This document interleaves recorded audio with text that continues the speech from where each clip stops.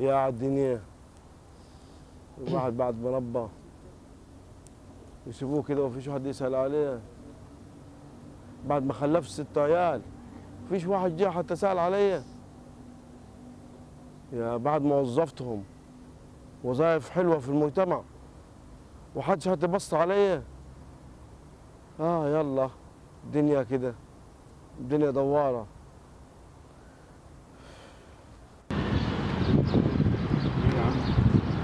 يا محمود حملته يا جدع ولدي. خلاص روح خد الفلوسات من عمك ووديهم وشيلهم في الدولاب. ايوه عدهم وشيلهم في الدولاب لغايه ما اجي. انا دين على الكورنيش جاي. والله ما عارف يا ولدي، اي حاجه ناكلوها وخلاص. سلام. طب سلام دلوقتي عشان محمد بهلول ده. سلام. يا بهلول يا بهلول يا حاج ضاني، يعني قاعد كده مالك؟ والله سرحان في الدنيا والله يا حاج يا ضاني. أخي تعالى والله بطل، يا راجل. سرحان في الدنيا والله يا حاج ايه ضاني. اخبارك؟ ما شايفكش. الحمد لله. والله قرفت والله، زهقان في الدنيا يا اخي. يا راجل اللي مزهقك مالك كده عايل الهم وشايل الطين على راسك؟ انا بعد ما ربيت العيال مفيش واحد يسأل فيا. يا ربنا يهديهم، العيال كلها فقريه كده هي وصغيره. لو وظفتهم احسن وظائف، احسن وظائف في البلد. ما انا اقول والله خلوفتك كلها زينه وموظف وظائف زينه. موظفهم ايه؟ واحد موظف ساعي في المحكمة. طب بس بهدي بس خلص يا راجل. انت ليه؟ هتقول له وظائف زينه ايوه ساعي في المحكمة. ساعي؟ انت مشغل مستشار، ده ساعي انت عارف ساعي يعمل ايه؟ يقدم شويه شاي يلم شويه ورق وتقول له وظائف زينه؟ اسكت يا بس خلص يا بهلول. والتاني يا اخوي موظفه ايه؟ الموظف كله مخلي كل واحد يسقف له، الناس كلها مسقف له. بس هو ده الزين. هو ده، ما دام الناس سقفت له يبقى هو ده المليح. تقولش لا. الهم يا ابو العم. الهي ما يسالوش فيا برضه بعد كله ده. ربنا يهديهم ويسالوا عليك ان شاء الله. لو وظفتهم احسن وظائف في البلد.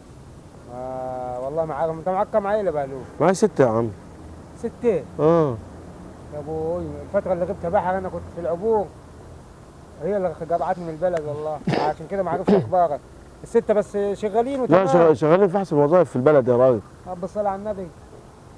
موظفهم في وظائف زينه يعني؟ ايوه، واحد في المحكمة، اللهم صل على النبي. وواحد في ايوه في المحكمة، وواحد في قسم الشرطة، بس. وواحد في المدرسة تربية وتعليم، اللهم صل على النبي. وواحد برضك في بتاع ده في الفن.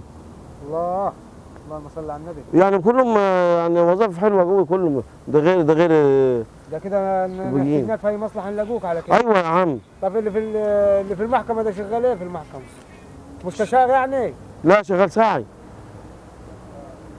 شغال ساعي. واللي في قسم الشرطه اللي هتقول عليه ده شغال ايه برضه في قسم الشرطه؟ بيقدم ورق كده ويجيب ورقه من ده ويعمل يعني انت مساعي برضه؟ ليه؟ انت هتقول لي وظفتهم؟ ايوه ده حد لاقي وظائف الايام دي. ما حدش لاقي وظائف. ايوه بس انت لما خرعتني لما قلت لي المحكمه وقسم الشرطه وهم 2 سعاه، يعني اللي في القسم هيقدم ورق في المدرسه وفي المدرسه. طب ما انا فاهم، ده انت خرعتني وقلت مستشار ومعاك مستشار ومعاك ضابط يخرب بيتك وبيت خلوفتك. واللي في المدرسه شغال ايه الثاني؟ فراش. لا خير كتير.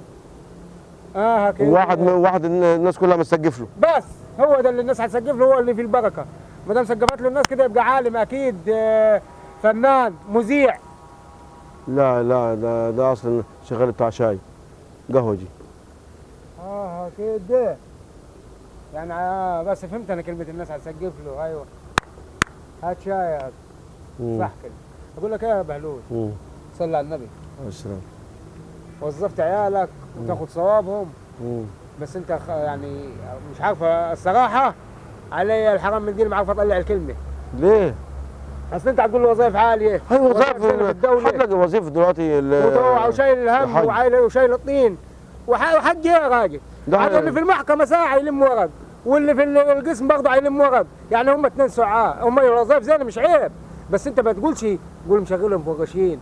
انما تخرع واحد زي حالتنا تيجي سكته يقول لك بهلول معاه رجاله في القضاء، ده رجع له لك مستشار، ده يخدم لك اي حاجه ده. وفي الاخر تقول له واحد شغلت شغلانه خليت الناس كلها سقفت له، قلت ده عالم زي احمد زويل طلع قهوجي.